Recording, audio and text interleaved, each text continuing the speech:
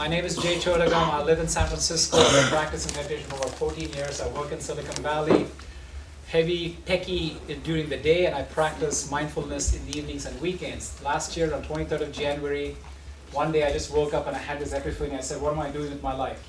I made enough money, I don't drive a Rolls Royce, but enough where I have enough of a bank balance. I said, I'm not happy with continuing to just contribute towards more code in this world.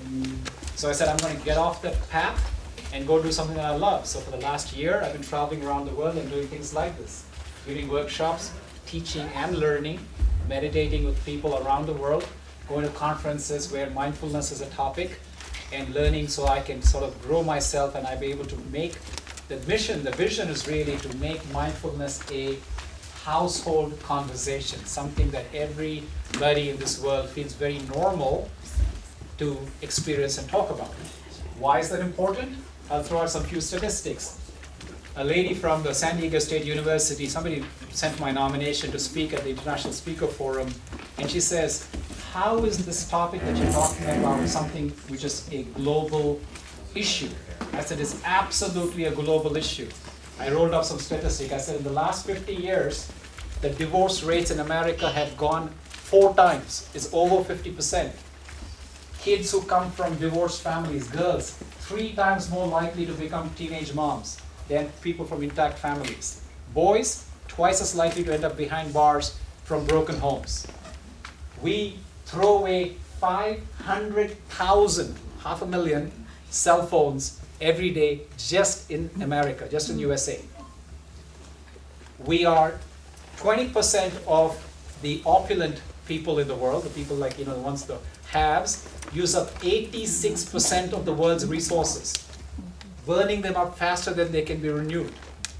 This is a global problem, my friends. And do you realize how all of these different statistics are connected? I'm hearing some, yes, everybody sees how they're connected. It is because of the lack of contentment and the fulfillment within. Today, we have access to wisdom that our grandparents 50 years ago never had access to.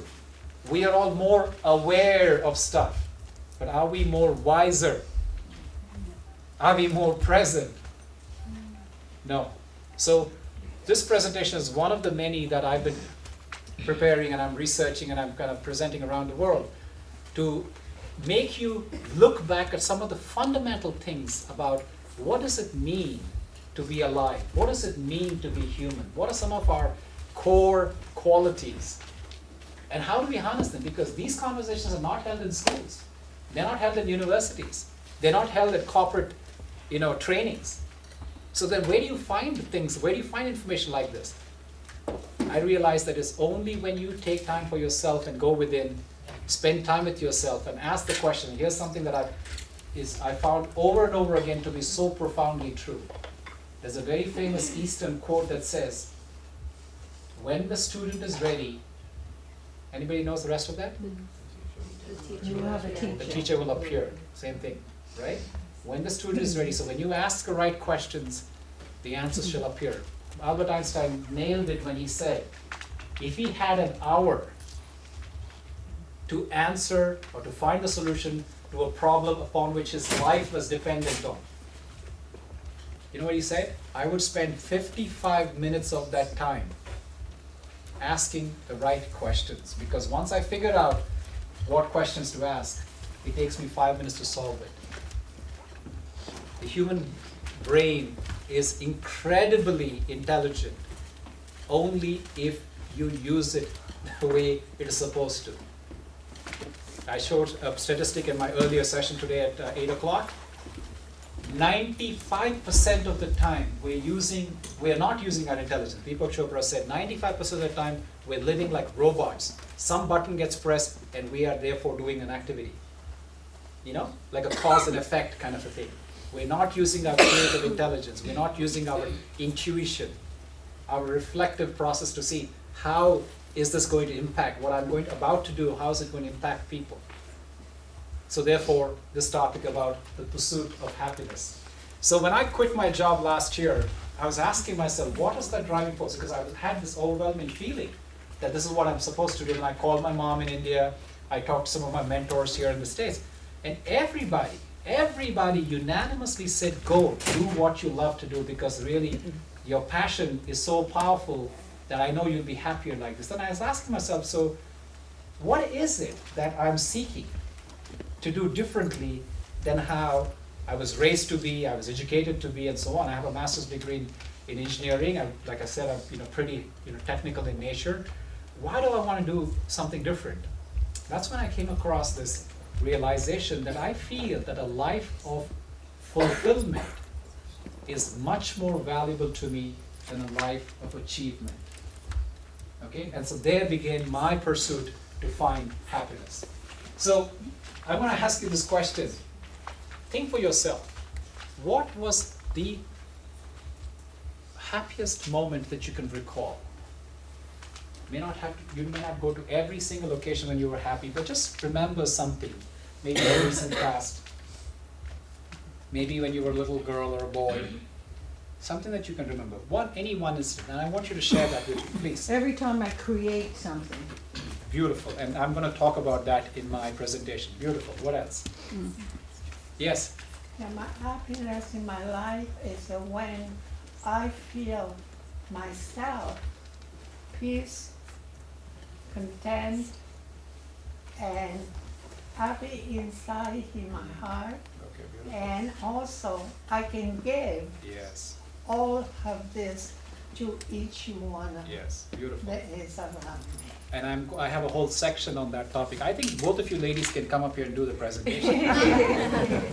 And here's the thing, folks. Here's the thing. Just from these two answers, I want you to realize something. What I'm here to do is not to give you any new information. I want to uncap, that block that you have, I had, to let that energy that she was talking about flow. We all know what we want, but we have stopped listening to ourselves from the day we were born. It has become more so now with our iPads, YouTube, this and that. There's plenty to keep us out there. Nothing to take us in here. So like you can see, this wisdom exists in our room. And we're just going to facilitate in the next 30 minutes or 40 minutes that's left to bring out and find those commonalities in our own experience and our own journey towards happiness. So, the agenda, I don't know how much of this I will be able to cover, but I want to first of all debunk some of the common myths about what people perceive as happiness. Some of the realizations that one has, either because of a death in the family or because of some, an outer body experience because of a surgery or some, accident, so on and so forth. And how you can have the realization without having to go through the trauma, Contentment and joy, which has already been mentioned today, and how those are so key in our state of being of happy. The shift that we need to make from that doing state into being happy. And then finally, a experiential technique that can take you to that place of happiness. Those of you who were here in the previous session, we had a lot of fun spending about 40 minutes into going into a visualization, creative visualization, that completely shifted our mood. We'll have about a few 5 to 10 minutes of that today. So there's a quote here that I picked up which I think really explains the concept of it, or the confusion around happiness. It says that we are raised in a society that confuses excitement with happiness, and therefore we learn this early on and we spend the rest of our life pursuing that experience of excitement rather than authentic happiness.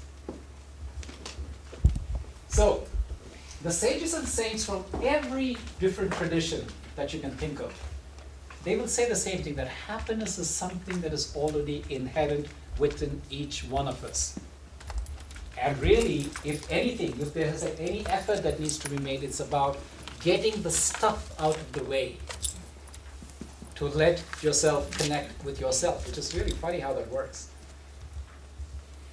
Right? So we become the obstacle to fully enjoy ourselves. So let's now understand what those steps are towards that realization. So I say that there are 3 different steps. First of all, like I said, I'm going to debunk some of the common myths around happiness. The first of which is, happiness is measured by purchasing power. How do I know this is a myth? Think about some of the greatest people looked at from a financial or from a haves, all the things that they've accumulated. Elvis Presley, Marilyn Monroe, Michael Jackson. These are people who had lives that people can only dream of. All the material possessions that you can imagine, the fame, the talent, and yet when you see how they died, I don't want to die like that. So you can see how money does not equate to happiness. Okay? Next, happiness is dependent on how much you accumulate. How do you know that's a myth? Think about what has happened on Wall Street in 2008. These are people already very wealthy. They destroy companies, AIG, Merrill Lynch, Lehman Brothers, Bear Stearns. And then we, the citizens of America, go to salvage those companies, right? They had those bailouts, you remember? And guess what those people did? These executives of companies that completely demolished our economy. They shared that money as bonuses and they ran away. I mean, look at the greed. There is no end to this. Now, are those people the happiest people in this world? I mean, they have unlimited amount of money. So what you accumulate is not what your state of being is. And this other thing. Yes? We needed to be content for what we have Yes. now What you can and get. be happy. Yeah, yeah. Because if he was started want more money, and even some people, they cannot reach in the high level that they wanted to be, or they wanted to be like a movie star, or they wanted to be like this and that. They are may, but be content with the what you have. That's right. And just to reach. Yes, and I'm going to emphasize on that. I have a video that's going to showcase that point. Yes. And the next one I have here is that happiness needs to be earned, right? This is some cultures in the world have this work ethic where you don't deserve to be happy until you work very hard. And the question I have is, how much, how hard is enough? When can you say, okay, now I deserve to be happy, right? There's no limit to this. And happiness is an achievement. There's another myth. Happiness is an achievement of our dreams and our desires. And I'll tell you a very nice article I read once. I opened the newspaper and I read somebody, some philosopher somewhere, wrote this thing. He says the concept of how satisfaction of desires works. We all have desires, we all have goals, and we feel very good about achieving goals. He broke that down into the very granular detail. And he explained, this is how you get a kick out of that. He says, the happiness that comes about in that moment when a goal has been achieved to before the next desire kicks in. That space is when you feel happy. That blew my mind when I read that. Do you all get what I'm saying? When your previous desire is fulfilled, till before the next one sprouts, that space when you are completely content, desireless state is when you are actually happy. So that is what we are seeking for. Is it sort of like you're sitting in the happiness in Yes. that space? Yes. Yes. I don't even know if it's sitting, maybe floating. Good one, yeah. All right. And then happiness is always in the future. I don't know about where you guys are raised, but I'll tell you about my story. Growing up in an Eastern culture, you finish your 5th grade and then we'll let you free. You finish, then they say, when the 5th grade has come to an end, they say, what about, no, you got to do the 10th. You get your 10th grade exams, do well, then we'll let you enjoy life. 10th passes, the 12th grade. 12th grade is the most important thing, you got to get through that. Then 12th passes, now you got to get into college. Okay, some of you, kind of shaking your heads, you understand what I'm talking about. Then, after college, you got to get a job. After a job, you got to get a career. You got to get to the president of the company. This never, ever, I'm still trying to reach that state where I can kick back my legs and say, can I enjoy this? Right? So, happiness is not something that is going to be some destination. It is the journey. Who knows, folks? Who knows whether we are eventually going to, we may be fully talented, equipped, qualified, fully capable to get there. But is there any guarantee from a bodily standpoint that we are going to get there? So why are we betting on something for some rainy day or sunshine day, I guess in this case? Okay, and this is one thing that I struggle with even now, I tell you very frankly. Happiness is only possible when everything around me is perfect. I'm that kind of a guy, I need my house, the community, politics to be perfect. It's very, very hard. So here I've got some tips that I'm working on myself. I'll share with you. And happiness, this is one thing that is very important that you all take away from today. Happiness is not dependent on others. People have complete liberty to do exactly what they want to do, to respond and to respect or disrespect you exactly that they choose to do. They have the freedom to do that. But how you take it is completely up to you. I'll tell you a very quick story about a case of two Jewish people in the Nazi concentration camp. People lost their mind in that concentration camp. If they were not killed, they came out crazy, completely crazy. So this one guy wrote a book, and he shared with the world after he came out of it completely normal. He and his friend. So the people asked him, I said, how did you survive that torture, daily brutal torture, and seeing your friends and your neighbors, everybody dying in front of, getting cooked and all kinds of things? He said that we would empathize with each other. Me and my friend, we would tell stories at night when all the lights were shut off. We would tell stories. They were in different cells next to each other. They would feel, they would sympathize. They would, feel for each other's, suffering. They would tell jokes. And he says, people can do anything to me, bodily. They can do anything and tie me up. They can, beat me. They can electrocute me, etc., etc. But they cannot control how I feel. That is completely in my hands, and these people, were able to use that phenomenon to come out not only alive, but also mentally fit, stable. Here's a nice quote that I heard from this little girl. She says, being happy doesn't mean that you're perfect. It just means that you decide to look beyond the imperfections.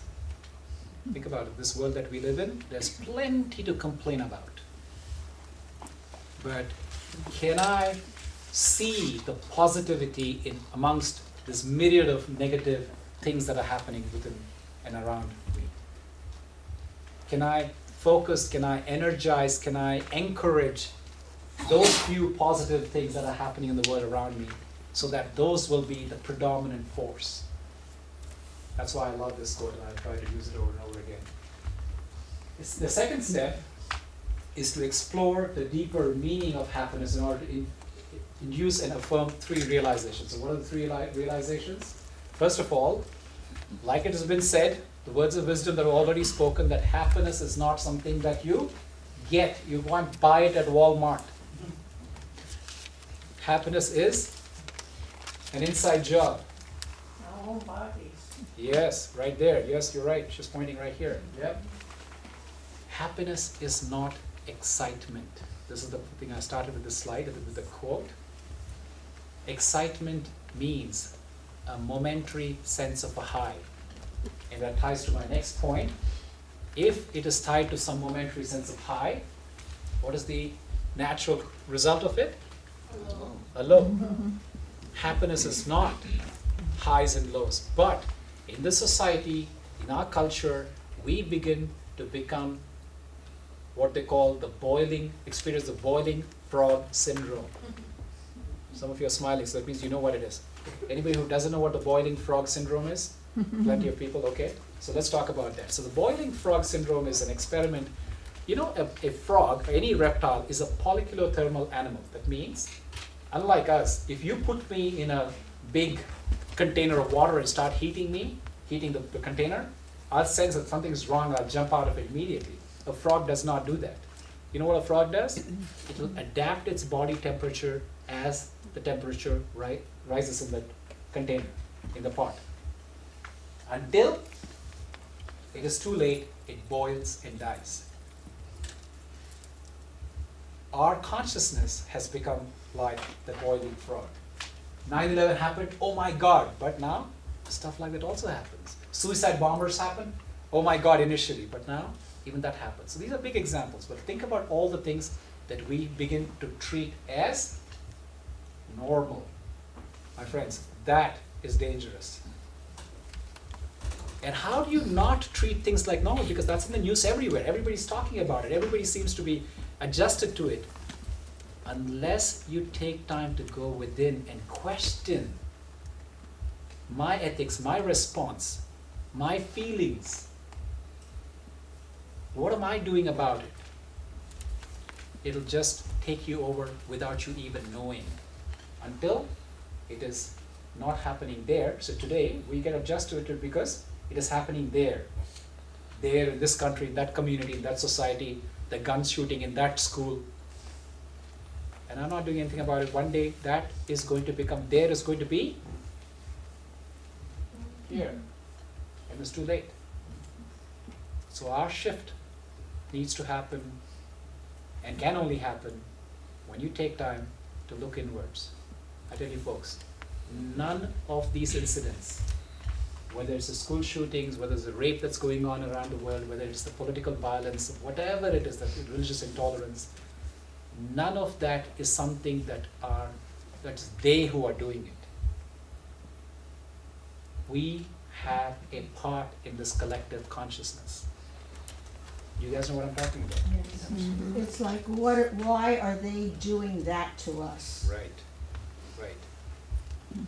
Exactly. It's not them and us, it is us, and I have a major role in shifting this consciousness. And I don't have to talk about it, I don't have to pick it about it, I don't have to preach about it. Okay, we'll talk more about it as we go along.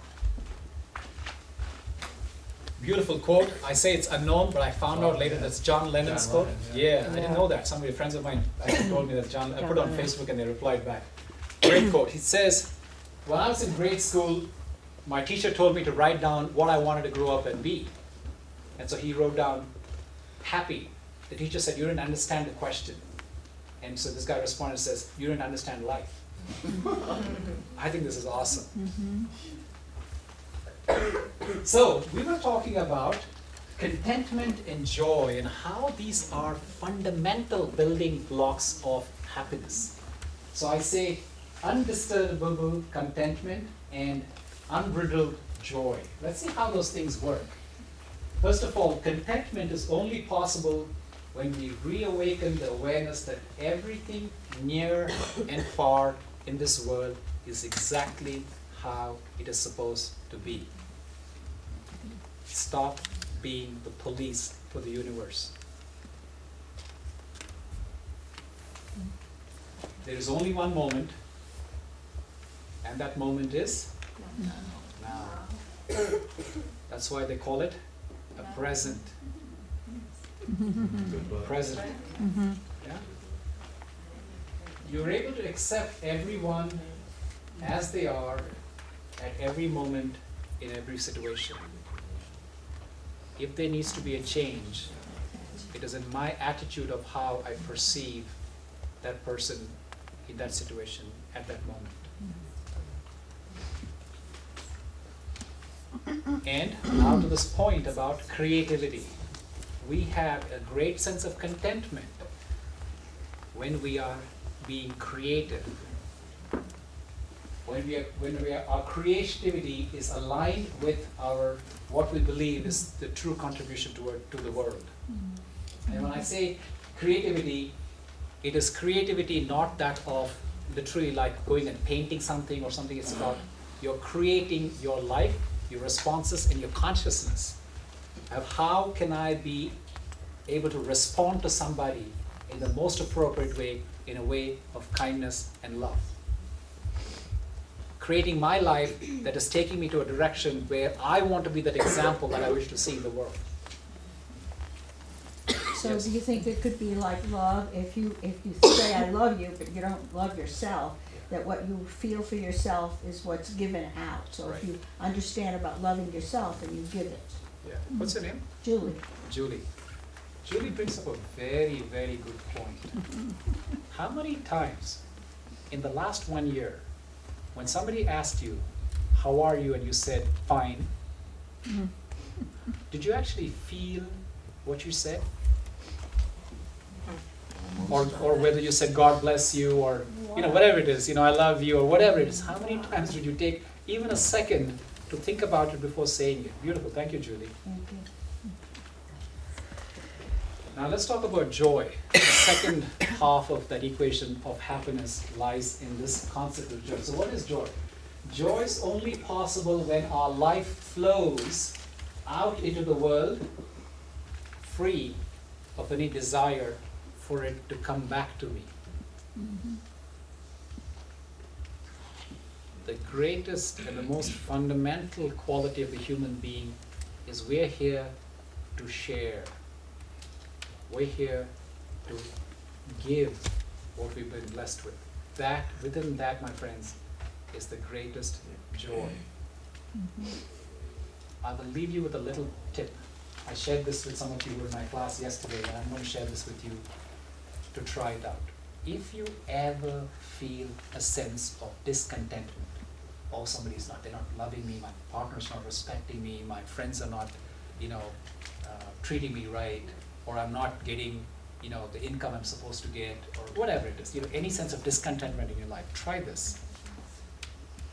Try to nail down the exact concept of your discontentment. What is that object of your discontentment? Okay? And try this. Try to find somebody that you can give the same thing, that which you are seeking in your life. It is magic how that works. Life is like a river, my friends. Life force, the universal energy is like a river, and I'm a part of it. This river will flow, and sometimes there are blockages in my life.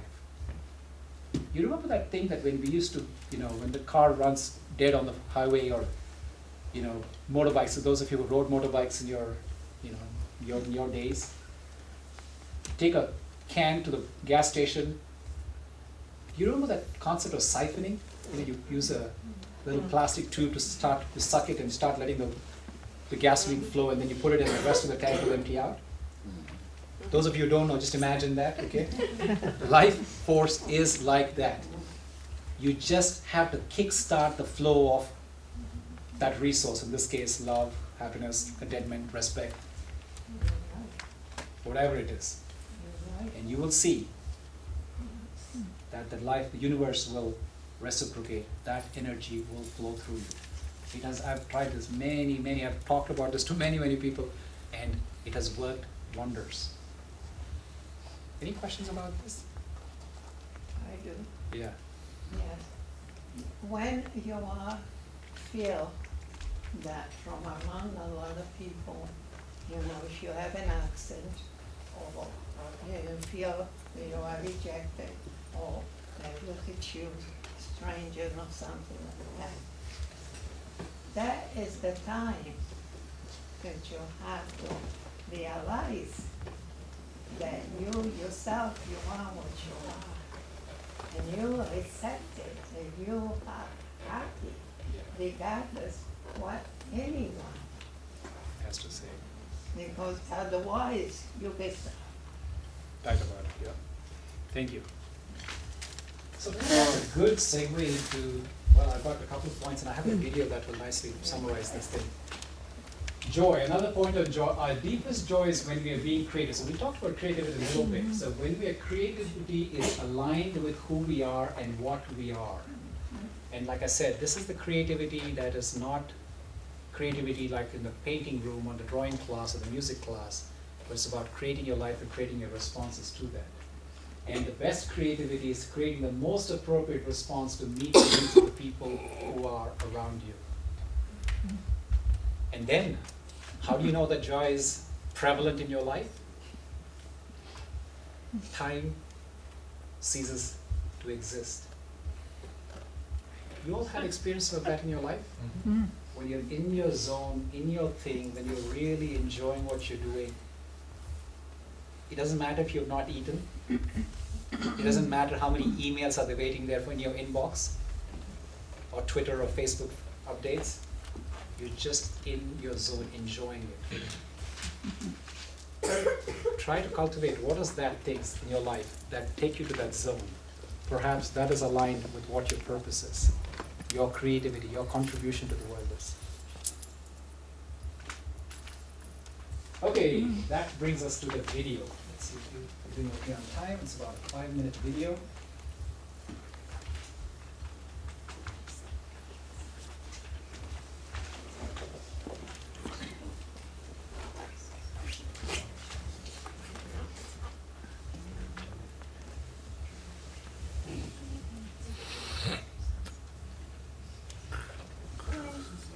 I watch TV.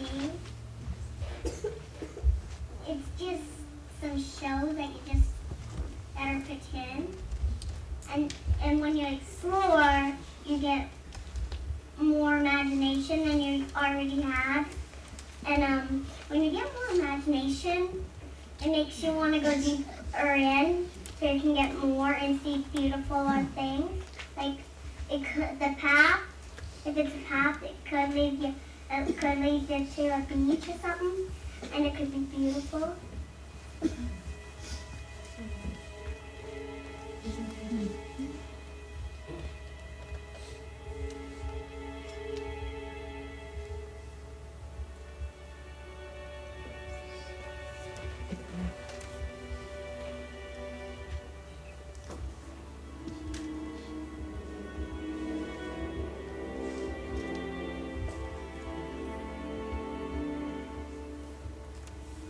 You think this is just another day in your life?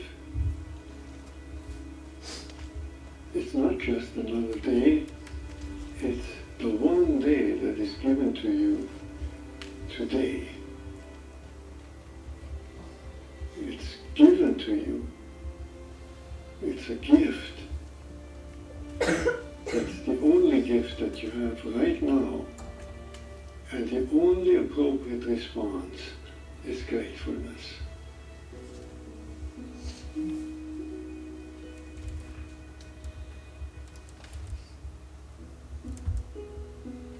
If you do nothing else but to cultivate that response to the great gift that this unique day is, if you learn to respond as if it were the first day in your life and the very last day, then you will have spent this day very well.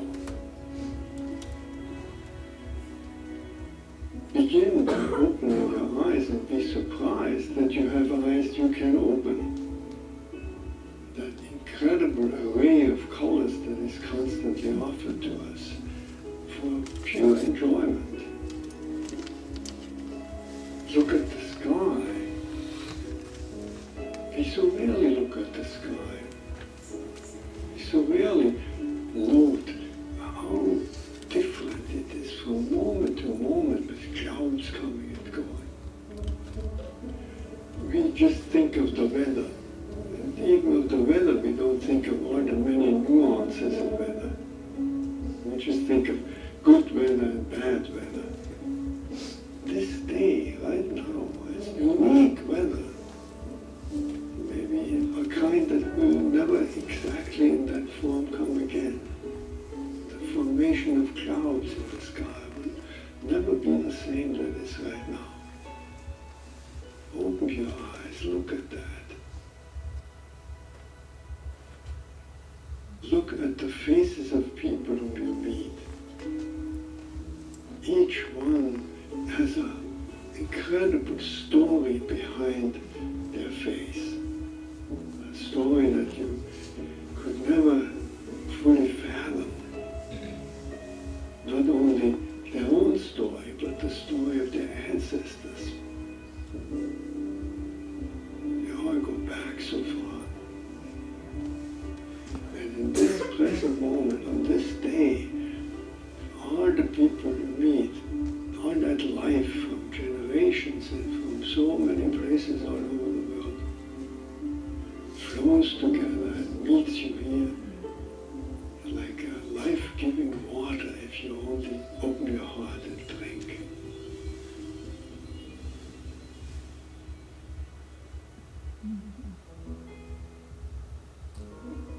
Open your heart to the incredible gifts that civilization gives to us. You flip a switch and there's electric light. You turn a faucet and there's warm water and cold water and drinkable water. It's a gift that millions and millions in the world will never experience. So these are just a few of an enormous number of gifts to which we can open your heart. And so I wish you that you will open your heart to all these blessings and let them flow through you, that everyone whom you will meet on this day will be blessed by you. Just by your eyes, by your smile, by your touch,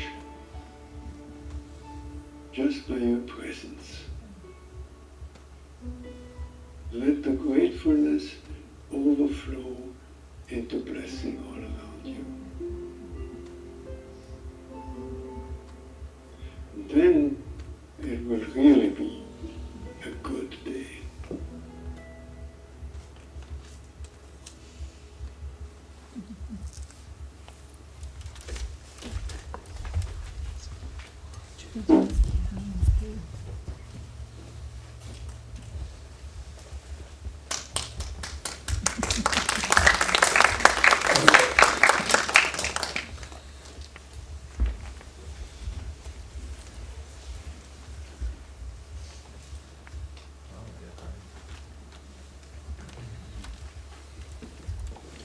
So this might be a good segue to go into the next 10 minutes that we have left in our time together.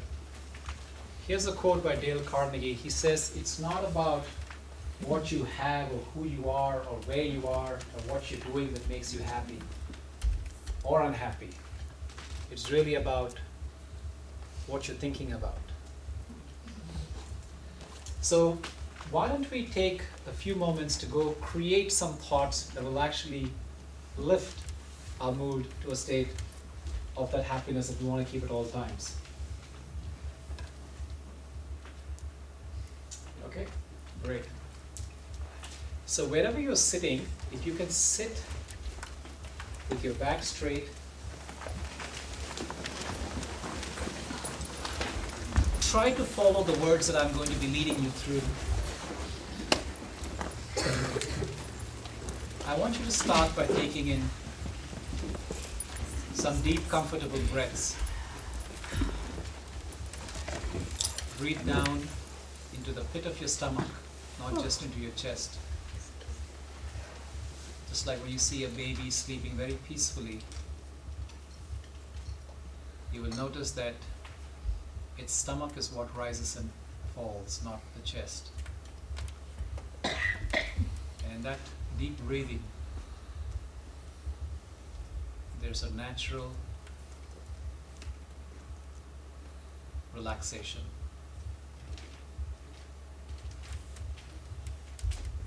Now I want you to observe this flow of air, this fresh air that's coming in through the nostrils, going down through the wind passage. And as I exhale, the warm air that's coming out of the lungs and going out through the nose.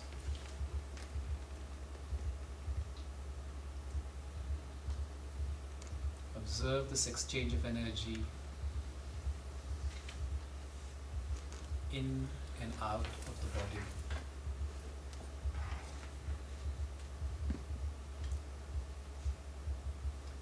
Now I want you to step inside, under your skin, under the flesh,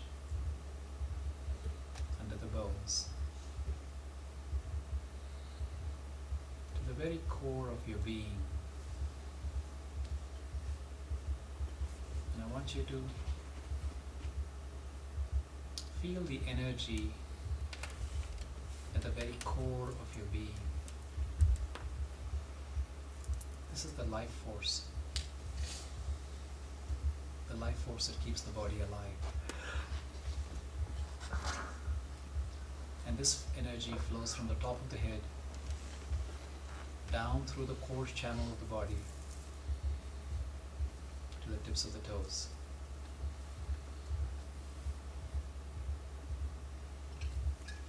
I know it's at the tip of my toes because right now I can feel the tips of my toes.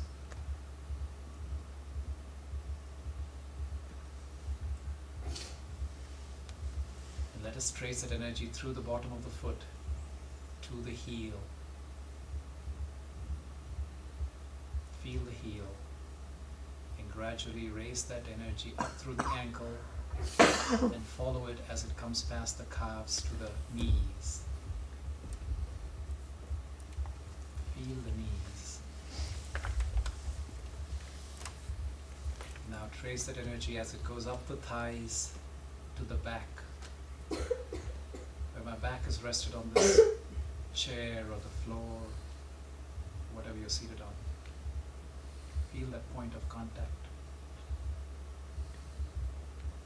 Now gradually let us go up the spine, from the bottom of the spine.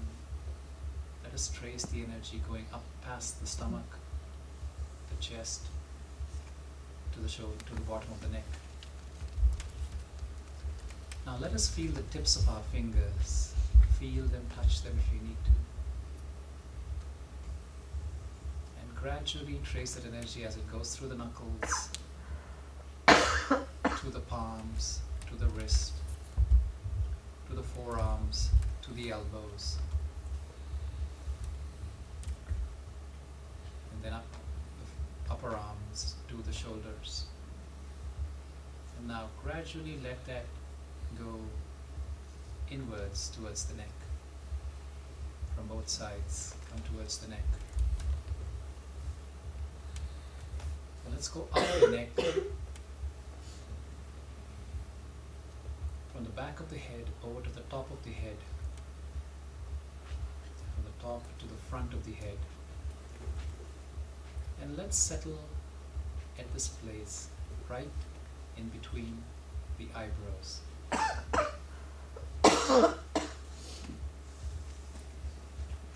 Notice this place,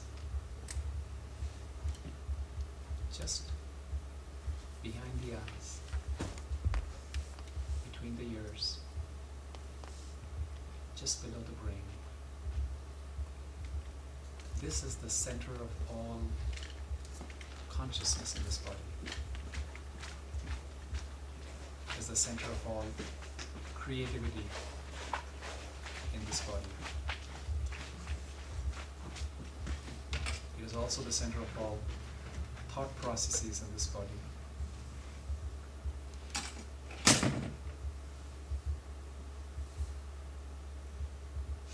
It is from here,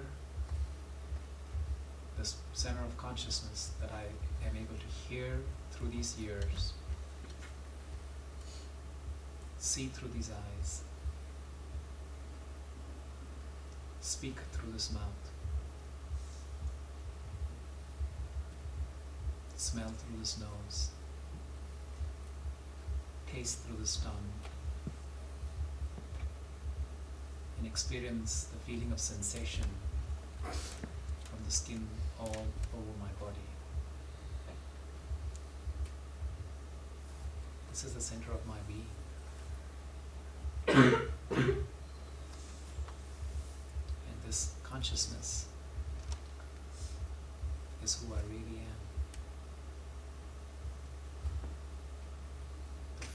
consciousness is a point of invisible energy.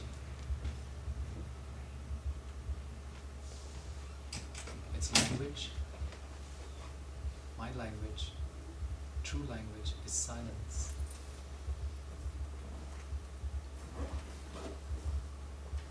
And my true religion is peace. I sit here behind these eyes and observe the drama called life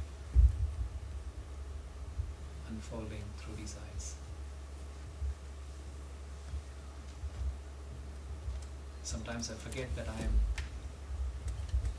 a soul and not the roles. When I forget, that's when the stresses and the strains, the doubts, the worries, the anxieties and the fears kick in. At such a time, all I have to do is just be. Be who I really am, connected with myself. And from that place of being, I want you to answer for yourselves a few questions. Where is the felt sense of being within you?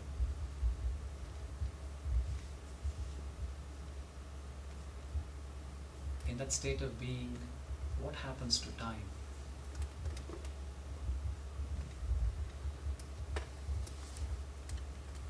Does the being need anything to be complete?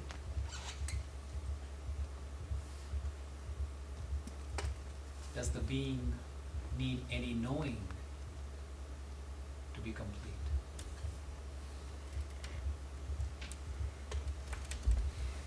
And does the being need to do anything to be better?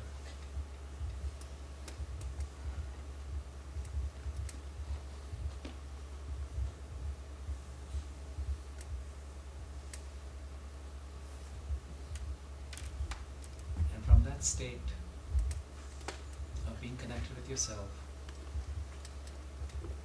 I leave you with this question. What is true happiness for